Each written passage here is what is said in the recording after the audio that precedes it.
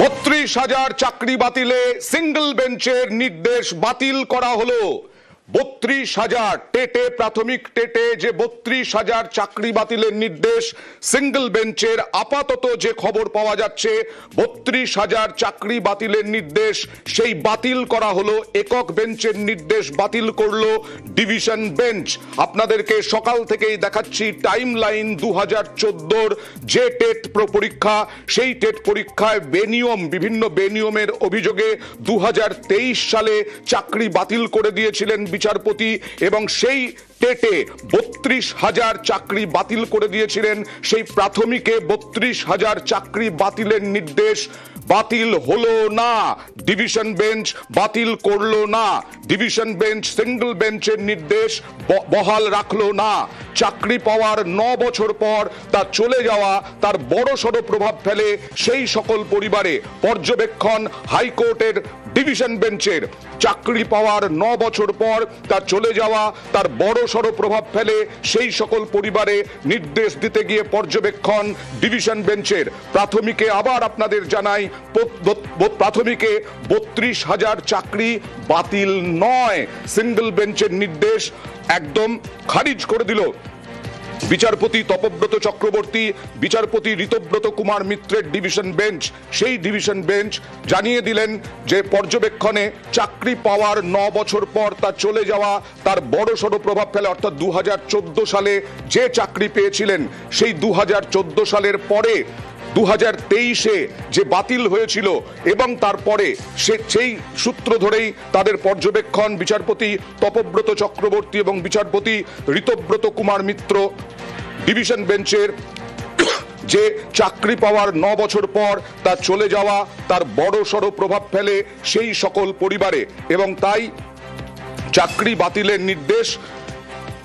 বাতিলের নির্দেশ বহাল রাখলো না ডিভিশন বেঞ্চ। আপনাদের জানাই 2014-র 6 মার্চ ফর্ম ফিল আপের বিজ্ঞপ্তি দেওয়া হয়েছিল। 20 লক্ষের বেশি ফর্ম ফিল আপ হয়েছিল। 11ই অক্টোবর 2015-তে পরীক্ষায় বসেন 13 লক্ষেরও বেশি পরীক্ষার্থী। 14ই সেপ্টেম্বর 2016-এ 2014 টেটের ফল প্রকাশ হয়। 26শে সেপ্টেম্বর 2016-এ শূন্য পদে নিয়োগের বিজ্ঞপ্তি জারি হয়। 2016-র অক্টোবরে শুরু হয় ইন্টারভিউ। ফেব্রুয়ারি 2017-এ বিচারপতিরা যারা চিন্তা করেছেন, যারা দেখেছেন, তাদের বিচার ব্যবস্থার উপরে আমাদের ভরসা রাখতে হবে, এবং আগামী দিনে আমরা উচ্চতর আদালতের দিকে যাই কিনা সেটা সময় বলবে। অর্ণব ঘোষ 2014 চাকরি করেন। বঞ্চিত চাকরি প্রার্থী বলে দাবি করেন। তারা মামলা করেছিলেন, এবং সেই মামলাতে তারা উচ্চ আদালতে যাবেন কিনা তা নিয়ে সিদ্ধান্ত নেবেন তারা, একথা জানিয়ে দিলেন। আপনাদের নিউজ 18 বাংলায় যারা এই মুহূর্তে চোখ রেখেছেন তাদের জানাই,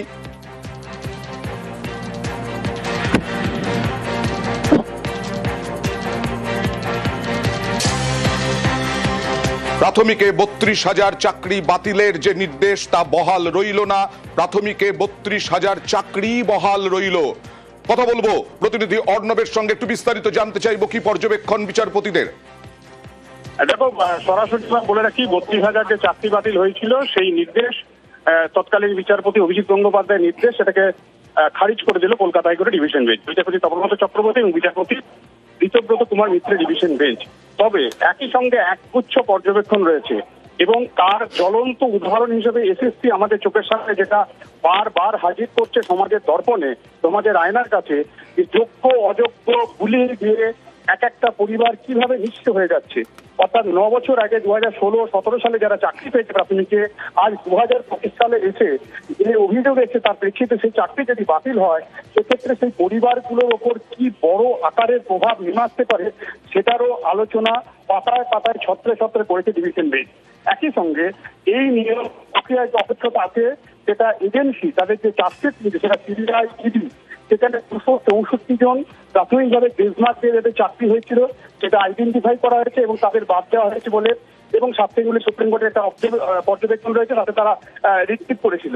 এই জায়গা 264 জনের ক্ষেত্রে সেটা এজেন্সি সেটাকে চিহ্নিত করেছে। 264 জনের ক্ষেত্রে সরাসরি কোনো দুর্নীতি হয়েছিল।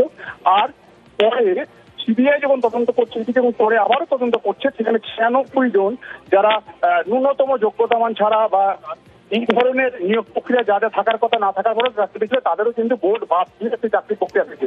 কাজে চিহ্নিত যারা অযোগ্য এই প্রক্রিয়ায় অন্তত এজেন্সির যে তদন্ত, সেই তদন্তে 264 এবং 96 এগুলিকে চিহ্নিত করে তাদের কিন্তু তাদের চাকরি থেকে বাদ দেওয়া হয়েছে।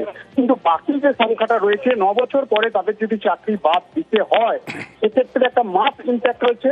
একই সঙ্গে তারা যে প্রত্যেককে এই ধরনের একটা ইরেগুলারিটি বা অনিয়মের কারণে হচ্ছে, এক্ষেত্রে যদি বাদ তোমার কাছে এক একটা রায়ের তো এক একটা দৃষ্টিভঙ্গি থাকে, সেই জায়গা থেকে তার মানে এটা নয় যে আমরা দিনের পর দিন যেটা বলেছি সেইটাকে আজকে মিথ্যা প্রমাণিত হলো। এটা কিন্তু কোথাও গিয়ে সরলীকরণ হবে।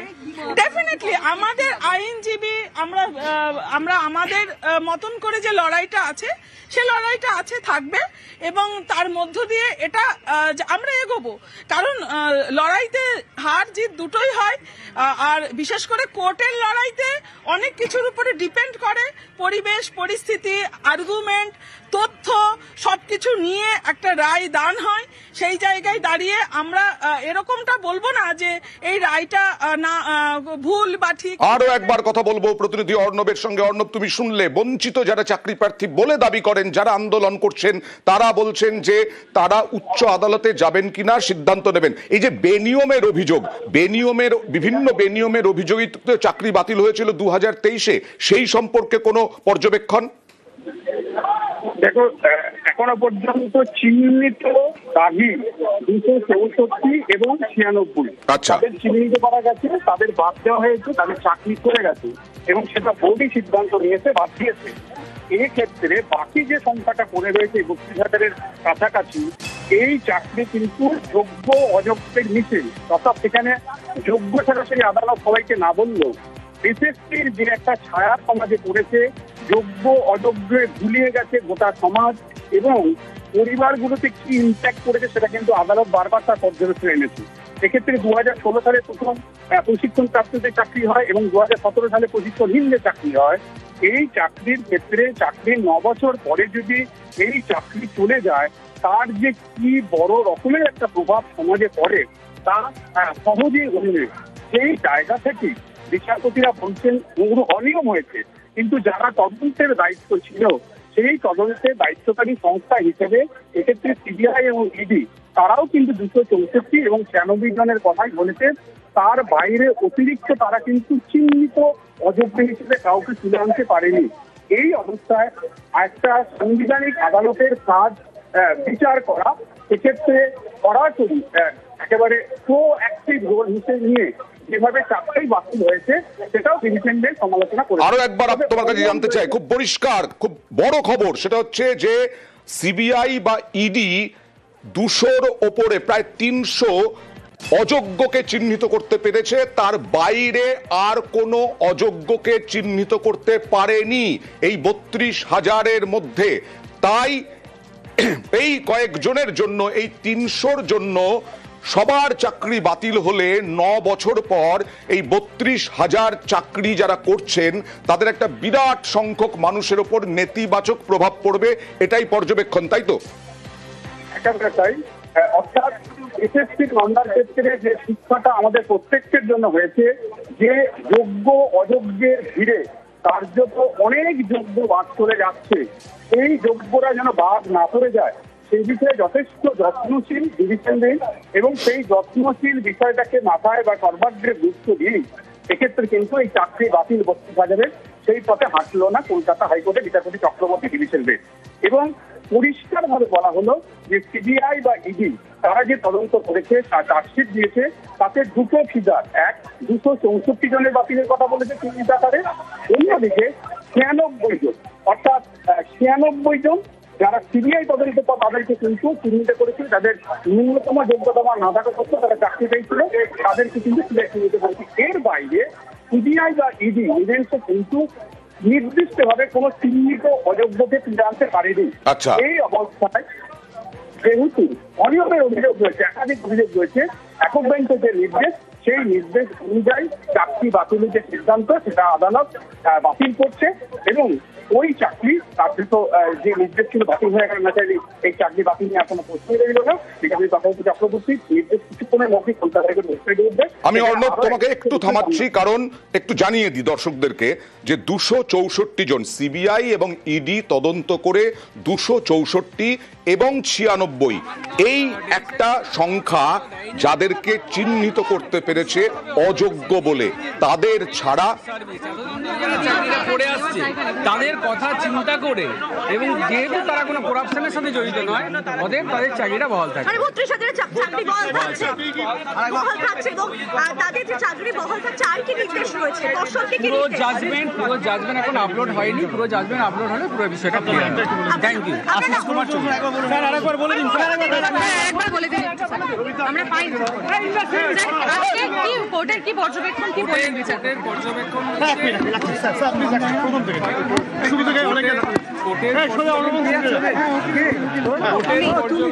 যে সিঙ্গেল বেঞ্চে যে অর্ডারটা দিয়েছিল, যেখানে হিউজ একটা করাপশন হয়েছে এবং সেই করাপশনের জন্য অ্যাপয়েন্টমেন্ট ক্যান্সেল হয়েছে। বাট মহামান্য ডিভিশন বেঞ্চে যেটা অবজারভেশন, যে বলা হয়েছে তাতে যারা ইনোসেন্ট টিচার তারা কোনো ইনভলভ নেই। সিবিআই অলরেডি আইডেন্টিফাই করেছে যে যারা আনডিউ অ্যাডভান্টেজ বাকি যারা তারা ইনোসেন্ট, এবং তাদের জন্য এবং অথরিটির ভুলের জন্য বা কোনো করাপশনের জন্য ইনোসেন্টের চাকরি কোনোভাবে যেতে পারে। বাকি যা 32,000 যারা এই চাকরি ক্যান্সেল হয়েছিল তাদের চাকরিটা বহাল থাকবে। তাদের চাকরিটা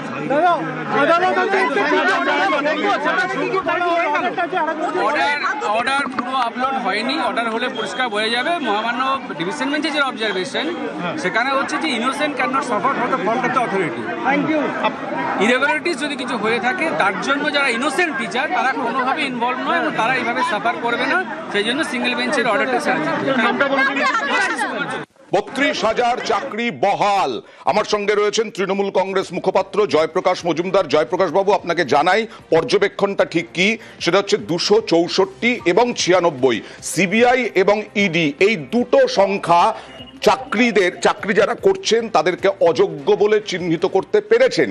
এই মাত্র 300 জন্য আর বাদবাকি 32,000 চাকরি বাতিল হলে 9 বছর পর একটা বিরাট সংখ্যক মানুষের উপরে প্রভাব পড়বে, আর সেই কারণেই চাকরি বাতিল খারিজ হয়ে গেল।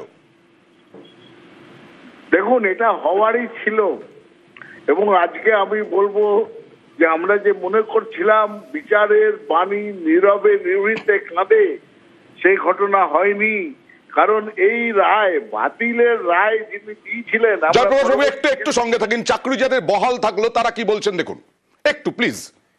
কিভাবে এক করে দিয়ে আমাদের চাকরিটা 12ই মে 2022 সালে আমাদের চলে গিয়েছিল, সেটা মানে আমাদের কাছে সেটা একটা দুর্বিষহ দুপুর হয়ে দাঁড়িয়েছিল, এবং সেই যন্ত্রণা থেকে আজকে আমরা মুক্তি পেলাম দীর্ঘ 2.5 বছর পরে। এর জন্য মহামান্য আদালতকে আমরা ধন্যবাদ জানাই। আইন ব্যবস্থার প্রতি আমাদের শ্রদ্ধা আরো বেড়ে গেল। একক বেঞ্চে যে অর্ডার ছিল তা কার্যত খারিজ করে দেওয়া হলো এবং আপনাদের পক্ষে অর্ডারটা গেল, কি বলবেন? একক বেঞ্চের রায়টা খারিজ হওয়ারই ছিল। তার কারণ 32,000-এর রায়ের ক্ষেত্রে মহামান্য বিচারপতি আজকে দেখিয়েছেন যে একক বেঞ্চের রায় কিভাবে ভুল ছিল এবং কেন এই জাজমেন্টটা খারিজ হওয়ারই ছিল। কিন্তু দীর্ঘ এই 2.5 বছর ধরে আমরা আমাদের অনেক সহকর্মীকে হারিয়েছি। এই জয় তাদের প্রতি আমাদের একটা শ্রদ্ধাঞ্জলি। চাকরি বহাল রইল, তারা নিশ্চিন্ত। তারা গত কয়েক বছর ধরে যেভাবে ভয়ঙ্কর অভিজ্ঞতা তারা শেয়ার করলেন, সিঙ্গেল বেঞ্চের নির্দেশ খারিজ ডিভিশন বেঞ্চ। জয়প্রকাশ বাবু যেটা বলছিলেন, সিঙ্গেল বেঞ্চের রায় আমরা বারবার বলেছি রাজনৈতিক একটা মত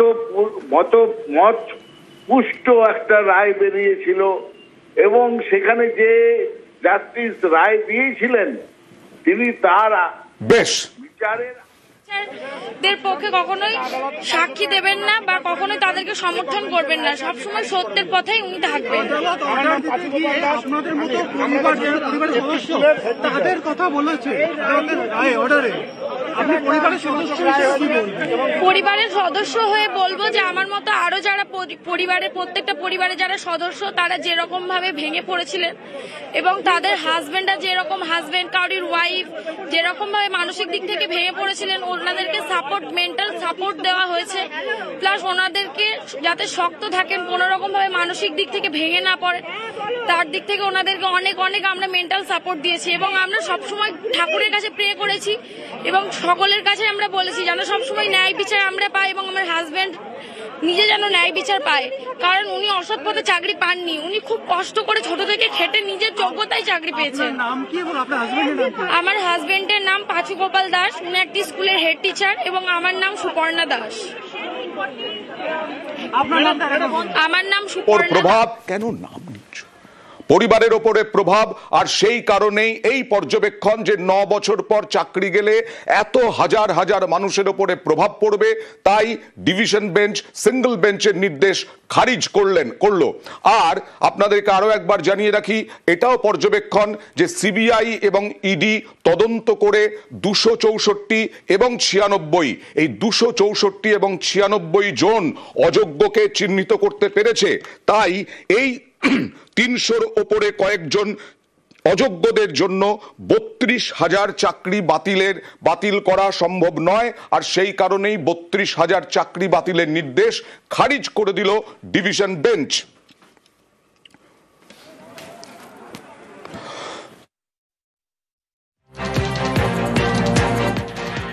আরো একবার চলে যাব একেবারে অর্ণবের কাছ থেকে। হাইকোর্টে এই নির্দেশ তখন অর্ণব ছিল, অর্ণবের কাছ থেকেই আরো একবার জানবো কি পর্যবেক্ষণ ডিভিশন বেঞ্চের। অর্ণব, দেখো, প্রথমে তোমায় জানিয়ে রেখে বিচারপতি তপব্রত চক্রবর্তী এবং বিচারপতি, হ্যাঁ শোনা যাচ্ছে, বিচারপতি তপব্রত চক্রবর্তী এবং বিচারপতি ঋতব্রত কুমার মিত্রের ডিভিশন বেঞ্চ যেটা পর্যবেক্ষণের যেটা মূল এবং অন্যতম লাইন হিসেবে আমাদের আসতে পারে তা হচ্ছে কোনো সাংবিধানিক আদালতের বিচারপতি রোয়িং এনকোয়ারি, তার বিচার করা কাজ, তার ন্যায় বিচার দেওয়া কাজ, কিন্তু দুই পক্ষের আইনি সওয়াল শুনে বিচার করার কাজ, তার রোয়িং এনকোয়ারি করার রাইট কতটা সেটা নিয়ে প্রশ্ন তুলল। অর্থাৎ তৎকালীন বিচারপতি গঙ্গোপাধ্যায় যেভাবে ক্লোজ ডোর অর্থাৎ রুদ্ধদ্বার শুনানি করে একাধিক জেলা থেকে ইন্টারভিউয়ারদের ডেকে এনে তাদের বয়ান লিপিবদ্ধ করে এটাকে তার জাজমেন্টে এস্টাবলিশ করিয়েছিলেন যে অ্যাপটিটিউড টেস্ট হয়নি, সেটা ডিভিশন বেঞ্চ মনে করছে একটা সাংবিধানিক আদালতের বিচারপতির জোর করে নাক গলিয়ে অনুসন্ধান করা, এই এখতিয়ার কতটা আছে এক বিচারপতির সেটা নিয়ে প্রশ্ন তুলল ডিভিশন বেঞ্চ। অর্থাৎ যেভাবে অ্যাপটিটিউড টেস্ট হয়নি এই বিষয়টাকে এস্টাবলিশ করতে গিয়ে একক বেঞ্চ যেভাবে বিচার প্রক্রিয়া চালিয়েছে এই বিচার প্রক্রিয়া নিয়ে ডিভিশন বেঞ্চ প্রশ্ন তুলল। কাজেই অ্যাপটিটিউড টেস্ট হয়নি, তাই ইন্টারভিউ অ্যাপটিটিউড টেস্ট এই প্রক্রিয়াটা নতুন করে অর্থাৎ রিটিন টেস্ট হয়ে গেছে, তারপরে ইন্টারভিউ অ্যাপটিটিউড টেস্ট পরপর হবে, এই প্রক্রিয়াটা 3 মাসে করার নির্দেশ দিয়েছিল 12ই মে 2023 বিচারপতি অভিজিৎ গঙ্গোপাধ্যায়। বিচারপতি যে নির্দেশ দিয়েছিলেন অ্যাপটিটিউড টেস্ট হয়নি বলে, এই যে অ্যাপটিটিউড টেস্ট হয়নি এটা খুঁজে বার করা জাজমেন্টের মধ্যে যা লেখা আছে এটা কার্যত, যেটা ডিভিশন বেঞ্চ বলল না, প্রশ্ন তুলে দিয়ে একতরফা বিচার হয়েছে। অর্থাৎ ইন্টারভিউয়ারদের ক্লোজ রুম রুদ্ধদ্বার শুনানিতে তাদের সাক্ষ্য বয়ান নিয়ে অ্যাপটিটিউড টেস্ট হয়নি যেভাবে এস্টাবলিশ করার চেষ্টা হয়েছে তার মধ্যে গলদ রয়েছে। কারণ যে দুই এজেন্সি ইডি এবং সিবিআই তারা তদন্তের দায়িত্বে ছিল, তারা দীর্ঘ সময় তদন্ত করেছে, শুধু তদন্ত নয় চার্জশিট দিয়েছে, একটা চার্জশিট নয় সাপ্লিমেন্টারি চার্জশিট দিয়েছে। এই এত কিছুর পরও দুটো কেন্দ্রীয় এজেন্সি তারা 264 প্রথমবার আর দ্বিতীয়বার মাত্র 96 জনকে অযোগ্য হিসেবে চিহ্নিত করতে পেরেছে। তাহলে 32,000-এর মধ্যে এই অংশটা যদি অযোগ্য হয়, বাকি অংশটা যোগ্য, বা এর অংশের মধ্যে 1-2 অযোগ্য থাকলেও লুকিয়ে থাকতে পারে, দাগি থাকলেও থাকতে পারে, কিন্তু সেই ব্যর্থতা তো এজেন্সি তো তারও কোনো নথি প্রমাণ দিতে পারেনি। অন্যথায় যারা মামলাকারী ছিল এক্ষেত্রে, যারা মূল মামলাকারী ছিল একক বেঞ্চের, তারাও যে নথি সাবমিট করেছে আদালতের সামনে, সেই নথি প্রমাণের ওপর এটা আদালত ডিভিশন বেঞ্চ বলছে এটা যথেষ্ট বা পর্যাপ্ত নয়, অ্যাপটিটিউড টেস্ট হয়নি এটা প্রমাণ করার জন্য। কাজেই ওই যে বিচারটা ছিল একক বেঞ্চের সেটা ভুল, ত্রুটিযুক্ত। কার্যত একজন বিচারপতি রোয়িং এনকোয়ারি করেছে, তিনি নিজে থেকে ঢুকেছেন, এটা বিচারপতির কাজ নয়। কাজেই ওই বিচারের গলদ রয়েছে, ওই বিচারটাকে খারিজ করছে আদালত। দুই, আরও কি বলল যে এর পাশাপাশি এই সিলেকশন কমিটি ছিল না বলে যেটা বলা হয়েছে, কিন্তু বোর্ড যে ইতিমধ্যেই এফিডেভিট দিয়েছে সেখানে সিলেকশন কমিটি কিভাবে ফাংশন করেছে বা যে নথি বা তথ্যগুলো দিয়েছে সেটা ডিভিশন বেঞ্চ স্যাটিসফাই হয়েছে। তাই এক্ষেত্রে যে প্যানেল তৈরি হয়েছে বা যেগুলি হয়েছে সেগুলিকে আদালত গ্রাহ্য করছে। কিন্তু যেটা জ্বলন্ত সমস্যা এই মুহূর্তে রাজ্য জুড়ে এসএসসি মামলার ক্ষেত্রে, যোগ্যকে অযোগ্যকে সম্ভাব্য যোগ্য বলে একটা অংশ 31শে ডিসেম্বর পর্যন্ত চাকরি করবে আমাদের রাজ্যে, নবম থেকে দ্বাদশ পর্যন্ত। হিয়ারিং চলার পর আজকে রায় এসেছে, সিঙ্গেল বেঞ্চের রায়কে খারিজ করেছে এবং খারিজ করার পরে আজকে পুরো ব্যাপারটা আপনারা দেখেছেন। কনস্টিটিউশনাল ফ্রেমওয়ার্কের ওপর সম্পূর্ণ ভরসা আছে, আদালতের ওপর সম্পূর্ণ ভরসা আছে। আদালত পেশেন্স হিয়ারিং দিয়েছেন, সব পক্ষকে শুনেছেন, আদালতকে ধন্যবাদ। এই রায়টা পুরোটা দেখা হবে, পুরোটা দেখা হয়ে ডিসাইড করা হবে এবং রায় পাস করার পরে আমরা বলেছিলাম যখন স্টে করার জন্য, মাননীয় বিচারপতি স্টে করেনি, তবে এটার কাছে সুপ্রিম কোর্টে এসএলপি ফাইল হবে না। সবটাই বলেছে, প্রাতিষ্ঠানিক দুর্নীতি আরম্ভ করে সবটাই বলেছে। মেন এটা মূল পয়েন্ট ছিল মামলার, 9 বছর চাকরি করেছে, চাকরি চলে যাবে, একটা সেন্টিমেন্টাল ইস্যু ছিল, সেন্টিমেন্টাল একটা গ্রাউন্ড ছিল, সেটা মূল জায়গা হয়নি। আমি আবার বলছি, ইনভেস্টিগেশন চলবে। সিঙ্গেল বেঞ্চে যে ম্যাটারগুলো ছিল সেগুলো পেন্ডিং আছে, সিঙ্গেল বেঞ্চের ম্যাটারগুলো চলবে এবং এটা আলটিমেটলি ডিসাইড হবে সুপ্রিম কোর্ট। আজকে আইদার অর রায় যেটাই হতো, যদি আমরা হেরেছি, যদি আমরা জিততাম, তাহলে আদার সাইড সুপ্রিম কোর্টে যেত।